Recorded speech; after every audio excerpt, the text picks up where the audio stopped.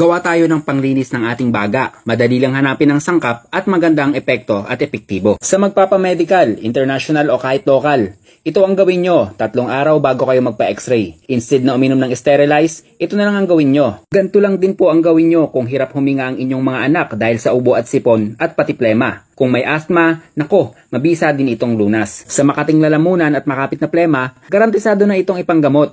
Kahit sa sakit ng tuberculosis, makatutulong din ito. Sa may sakit na lang cancer, walang mawawala kung ito inyong susubukan. Maliliit na luya lang, maliit na luyang dilaw or turmeric, maliit na sibuyas at 2 kutsarang honey. Kung walang honey, okay lang yan, pero mas maganda kung merong honey. Pakuluan nyo sa 1.5 basong tubig sa loob ng 5 minuto. Gawin ito tuwing pagkatapos kumain sa tanghalian, 1 beses sa 1 araw, 3 magkakasunod na araw. Magaling ito pumatay ng mga bakterya sa ating baga, pati bakterya sa ating bibig. Maiibsan ng hirap sa paghinga dahil mapapaluwag nito ang daluyan ng ating hangin. Mas madali ding ilabas ang plema dahil nagagawa nitong matunaw. Madali lang kumpletuhin ang sangkap, lahat natural at maraming benepisyo sa ating katawan. Kung nagustuhan nyo ang ating video, pakiclick naman ang like button at mag-follow na din kayo dahil araw-araw ako nag-upload ng ganitong klaseng video. At yan na 1 minutong dagdag